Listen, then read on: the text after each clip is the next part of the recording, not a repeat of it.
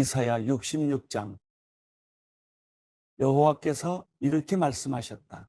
하늘은 내 보좌이고 땅은 내 발판이다. 그런데 너희가 나를 위해 어디에 집을 짓겠다는 말이냐? 어디에서 나를 쉬게 한단 말이냐? 이 모든 것이 내가 손수 만든 것이 아니냐?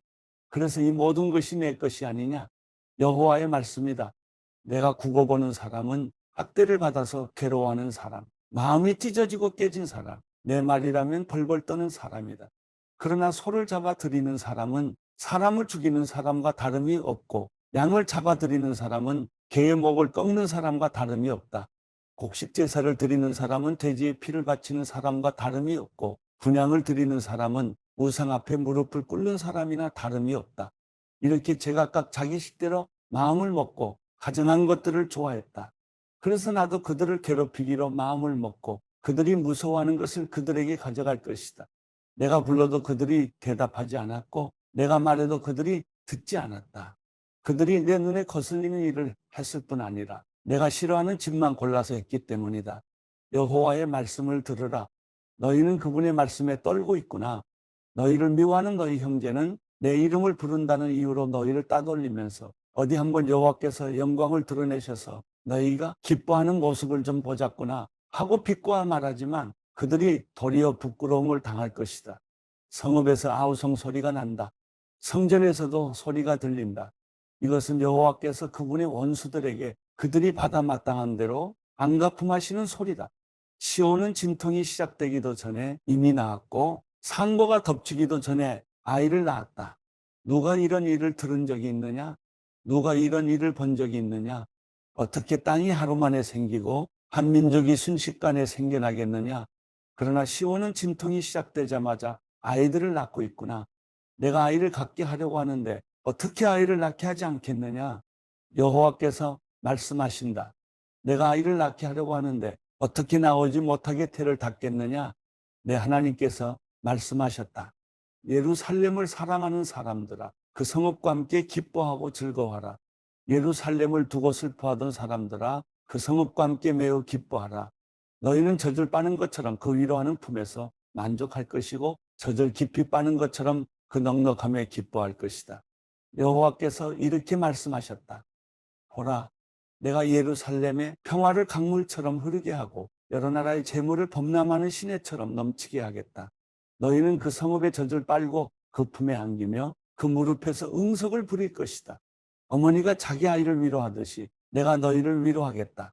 그러면 너희가 예루살렘에서 위로를 받을 것이다. 너희가 이것을 보고 마음이 흐뭇하겠고 너희의 뼈들이 무성한 풀처럼 잘 자라날 것이다. 주의 종들에게는 여호와의 손이 드러나겠지만 대적들에게는 여호와의 분노가 나타날 것이다. 보라, 여호와께서 불을 타고 오신다. 그분의 병거들은 마치 회오리 바람 같구나. 그분이 분을 내셔서 뿜으시는 콧김은 불꽃을 내뿜는 책망이 돼 보복한다. 그렇다. 여호와께서 불로 심판하시고 주의 칼로 모든 사람을 심판하실 것이니 여호와께 죽을 사람이 많을 것이다. 스스로 거룩히 구별하고 몸을 정결하게 한 뒤에 그 동산에 들어가서 돼지고기와 쥐고기와 다른 가증스러운 것을 먹는 사람들과 함께 따라다니는 사람들은 함께 끝장날 것이다. 여호와의 말씀이다. 나는 그들의 행동과 생각을 알기 때문에 때가 되면 언어가 다른 나라를 모두 모으겠다. 그러면 그들이 와서 내 영광을 볼 것이다. 내가 그들 가운데 징표를 두어서 내가 살아남은 사람들 가운데 몇몇을 다시스와 뿔과 활자비로 유명한 룻과 두발과 야왕과 내 명성을 들은 적도 없고 내 영광을 본 적도 없는 저 먼 섬들에게로 보내서 여러 나라에 내 영광을 알릴 것이다. 그러면 마치 이스라엘 백성이 깨끗한 그릇에 선물을 담아서 여호와의 성전에 드리는 것처럼 그들이 모든 나라들로부터 너희의 모든 형제들을 말과 병거와 마차와 노새와 낙타에 태워서 예루살렘에 있는 내 거룩한 산으로 데려올 것이다. 여호와께서 말씀하셨다. 내가 그들 가운데 몇몇을 뽑아서 제사장과 레위 사람으로 세우겠다. 여호와께서 말씀하셨다. 내가 만드는 새하늘과 새 땅이 내 앞에 있는 것처럼 너희의 자손과 너희의 이름도 그렇게 이어질 것이다. 여호와의 말이다. 매달 초하루와 안식일마다 모든 사람이 내 앞에 와서 내게 절할 것이다. 여호와께서 말씀하셨다. 그들이 나가서 나를 거역하던 사람들의 시체를 볼 것이다. 그들을 갉아먹는 지렁이는 죽지 않을 것이고 그들을 태우는 불도 꺼지지 않을 것이니 모든 사람이 그것을 보고 역겨워할 것이다. 마가복음 6장. 예수께서 그곳을 떠나 고향으로 가셨습니다. 예수의 제자들도 동행했습니다. 안식일이 되자 예수께서는 회당에서 말씀을 가르치기 시작하셨습니다. 많은 사람들이 그분의 말씀을 듣고 놀라며 물었습니다. 저 사람이 이런 것들을 어디서 배웠는가? 저런 지혜를 도대체 어디서 받았는가? 기적까지 일으키고 있지 않는가? 저 사람은 한남 목수가 아닌가? 마리아의 아들이고 야고보, 요셉, 유다, 시몬과 형제가 아닌가? 그 누이들도 여기 우리와 함께 있지 않는가? 그러면서 사람들은 예수를 배척했습니다. 예수께서 그들에게 말씀하셨습니다. 예언자는 자기 고향과 자기 친척과 자기 집에서는 배척당하는 법이다. 예수께서는 그저 아픈 사람들 몇 명만 안수해 고쳐주셨을 뿐 거기서 다른 기적은 일으키실 수 없었습니다. 그리고 예수께서는 그들이 믿지 않는 것에 놀라셨습니다. 그 후 예수께서 여러 마을을 두루 다니시며 말씀을 전하셨습니다. 예수께서는 12 제자를 불러 둘씩 짝지어 보내시며 더러운 귀신을 제어할 권세를 주셨습니다. 그리고 이렇게 당부하셨습니다. 여행길에 지팡이 외에는 아무것도 가져가지 말라. 먹을 것이나 자루도 챙기지 말고 전대에 돈도 넣어가지 말라. 신발만 신고 옷도 2벌씩 가져가지 말라. 어느 집에 들어가든지 그 마을을 떠나기 전까지는 그 집에 머물라. 어느 집이든지 너희를 반기지 않거나 너희 말에 귀 기울이지 않으면 떠나면서 경고의 표시로 발에 붙은 먼지를 떨어버리라. 제자들은 나가서 사람들에게 회개하라고 전파했습니다. 그들은 많은 귀신들을 쫓아내고 수많은 환자들에게 기름 부어 병을 고쳐주었습니다. 예수의 이름이 널리 알려지자 헤롯 왕도 그 소문을 듣게 됐습니다. 어떤 사람들은 세례자 요한이 죽은 사람 가운데에서 살아났다. 그래서 그런 기적을 일으키는 능력이 그 사람 안에서 역사하는 것이다라고 말했습니다.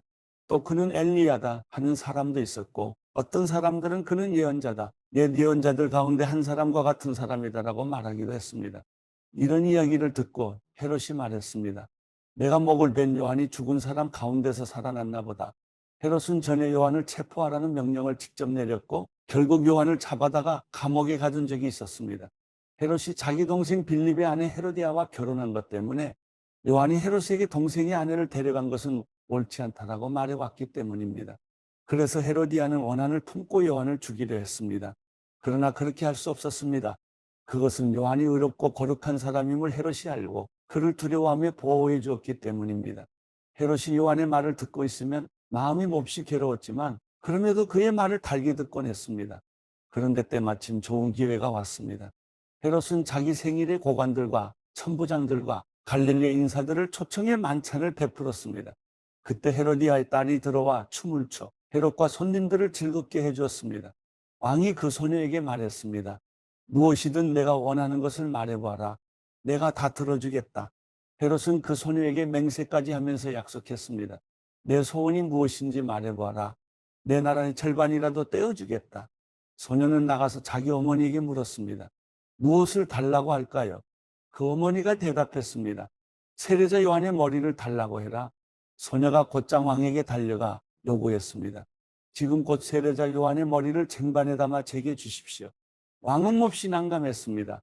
그러나 자기가 맹세한 것도 있고 손님들도 보고 있어서 그 요구를 도저히 거절할 수 없었습니다.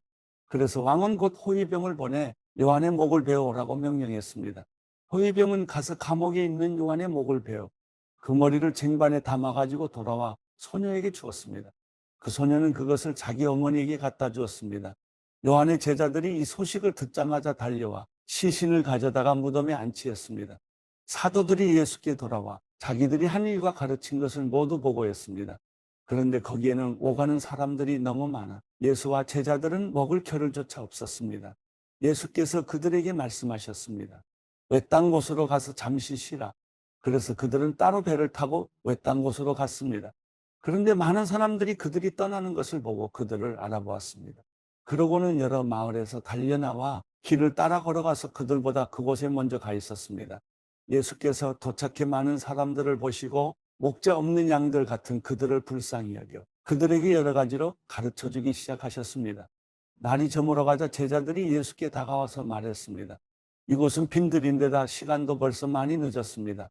사람들을 보내 가까운 마을이나 동네에 가서 각자 먹을 것을 사 먹게 하시지요. 그러자 예수께서 대답하셨습니다. 너희가 그들에게 먹을 것을 주라. 제자들이 예수께 말했습니다. 그러면 우리가 가서 200데나리온 어치를 사다가 그들에게 먹이라는 말씀입니까? 예수께서 물으셨습니다. 빵이 얼마나 있느냐? 가서 알아보라. 그들이 알아보고 말했습니다. 빵 5개와 물고기 2마리가 있습니다. 그러자 예수께서는 사람들을 모두 풀밭에 무리를 지어 앉히라고 제자들에게 지시하셨습니다. 그래서 사람들은 100명씩, 50명씩 무리를 지어 앉았습니다. 예수께서는 빵 5개와 물고기 2마리를 들고 하늘을 우러러 감사 기도를 드린 후 빵을 떼셨습니다. 그리고 제자들에게 주어 사람들 앞에 갖다 놓으라고 하셨습니다. 예수께서는 물고기 2마리도 그들 모두에게 나눠주셨습니다. 사람들은 모두 배불리 먹었습니다. 제자들이 남은 빵 조각과 물고기를 모으니 12바구니에 가득 찼습니다. 빵을 먹은 남자 어른만도 5,000명이었습니다. 예수께서 곧 제자들을 배에 태워 호수 건너편 벳세다로 먼저 가게 하시고 사람들을 돌려보내셨습니다. 그들을 보내신 뒤 예수께서는 기도하려고 산으로 올라가셨습니다. 밤이 되자 배는 호수 한가운데 있었고 예수께서는 혼자 무태 계셨습니다.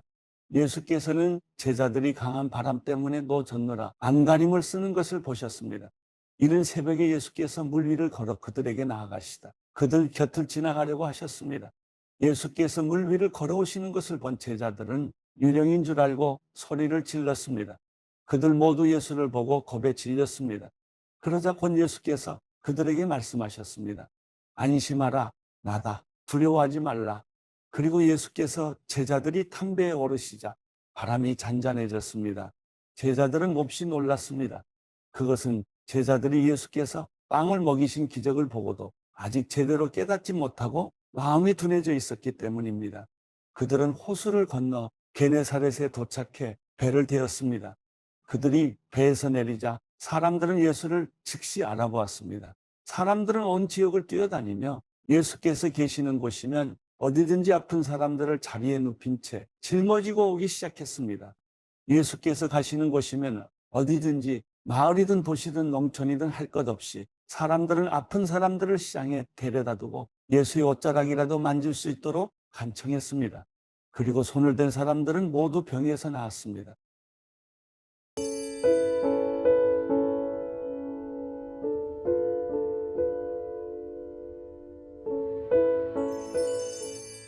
시편 125편. 여호와를 의지하는 사람들은 흔들리지 않고 영원히 든든해 시온 산과 같을 것입니다.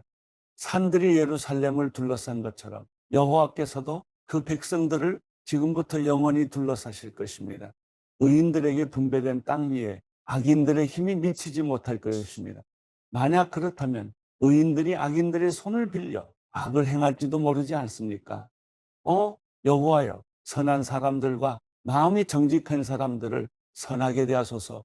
그러나 굽은 길로 돌아선 사람들은 여호와께서 악을 행하는 사람들과 함께 내쫓아 버리실 것입니다. 그러나 이스라엘 위에는 평강이 있을 것입니다.